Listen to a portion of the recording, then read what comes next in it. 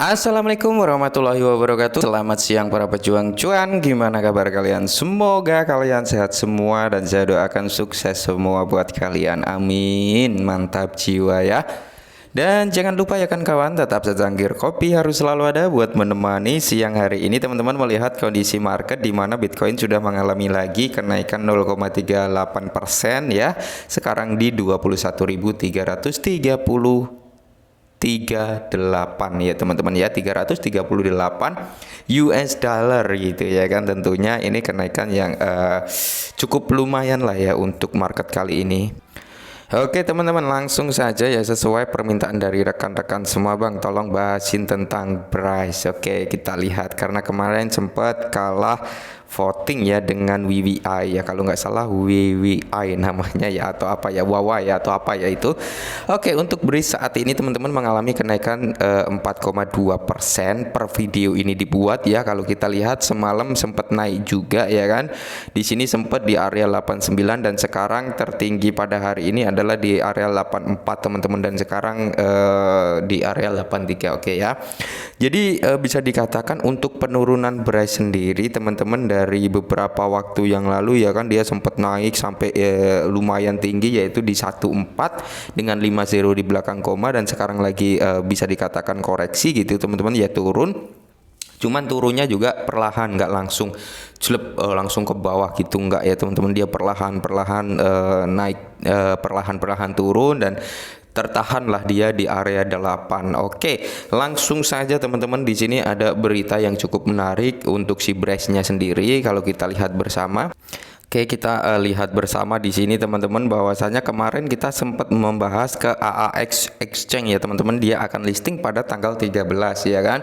Itu ya, tanggal 13 dia akan listing di AAX Exchange kayak gitu, dan di tanggal yang sama, yaitu di tanggal 13 teman-teman, dia juga akan listing lagi ke Bitwell teman-teman. Jadi tanggal 13 nanti langsung dua exchange ya yang melisting daripada BRIS gitu teman-teman. Mudah-mudahan sih ada dampak kenaikan lah ya, harapan dari kita seperti itu. Mudah-mudahan dengan kedua exchange ini melisting BRIS ada perubahan harga sedikit ya. Dan buat teman-teman yang mungkin merasa kecewa karena kalah vote lagi di Bybit gitu, nggak usah kecewa gitu teman-teman. Kenapa ya? Karena gagal di Bybit ada dua exchange yang melisting ya, langsung dua exchange gitu, gagal satu tumbuh dua, bisa dikatakan seperti itu teman-teman. Dan kalau kita cek bersama untuk rank exchange-nya gitu teman-teman ya. Oke, ini adalah exchange Bitwell ya teman-teman, yang akan melisting BRIS nanti pada tanggal 13. Dia di peringkat 53 terbesar peringkat dunia gitu ya. Di sini kalian juga bisa ngecek di mana volume perdagangan 24 jam, volume total dan stat ya teman-teman. Di sini peringkatnya yang kita bahas tadi adalah 53 terbesar dunia gitu untuk si Bitwell ya. Terus untuk AAX berapa gitu, langsung kita cek bersama ya. Untuk AAX sendiri teman-teman, kalau kita lihat di sini peringkatnya lebih tinggi daripada Bitwell ya. Untuk AAX ini peringkat 43, bisa dikatakan masuk 50 besar peringkat dunia ya teman-teman. Nah, jadi bisa dikatakan gimana ya, kerja daripada devs-nya sendiri ya kan. Kalau menurut saya pribadi, gagal di Bybit itu bukan hal kegagalan total gitu teman-teman. Maksudnya walaupun gagal di Bybit, tapi si BRIS ini malah bisa listing kedua exchange sekaligus ya, pada tanggal yang sama ya, hari yang sama, mungkin beda jamnya saja gitu ya kan. Nah, jadi cukup bagus ya, informasi yang cukup menarik dari BRIS ini sendiri, bahwasanya gini ya teman-teman, untuk listing seperti ini memang membutuhkan uang. Nah, pelistingan di exchange-exchange seperti ini ya bisa meningkatkan volume juga gitu teman-teman. Ini juga akan menambah minat investor yang mungkin mau masuk lagi gitu teman-teman ya.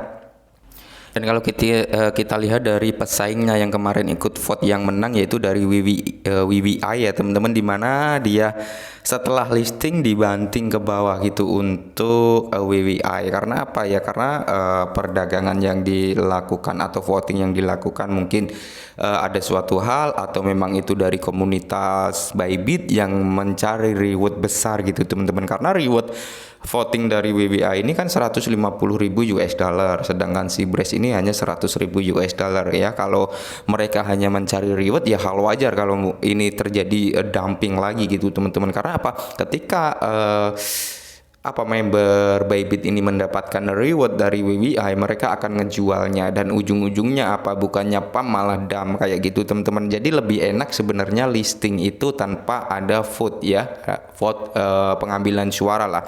Lebih enak seperti itu karena apa? Mereka langsung listing, nggak ada yang dapat reward, nggak ada apa, jadi pure mereka membeli itu teman-teman, bukan menjual ya, seperti itu ya. Lebih enak memang nggak pakai sistem voting gitu teman-teman ya, menurut saya pribadi seperti itu ya. Seperti di Bitwell sama AAX ya, itu kan Breeze nggak melakukan sistem voting ya, mudah-mudahan ada pergerakan harga nantinya gitu teman-teman ya.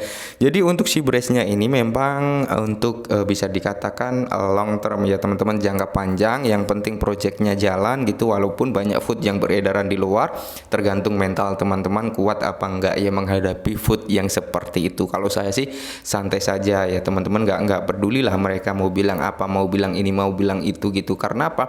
Saya beli menggunakan uang saya sendiri dan tidak merugikan mereka gitu teman-teman. Jika untung saya juga untung sendiri, jika rugi juga saya rugi sendiri. Jadi mereka juga nggak merasakan kalau saya rugi, juga nggak merasakan kalau saya untung gitu. Jadi saya masa bodoh ada berita food beredaran di luar ya, selama saya mau ngebeli suatu aset berarti saya sudah melakukan riset dong ya kan.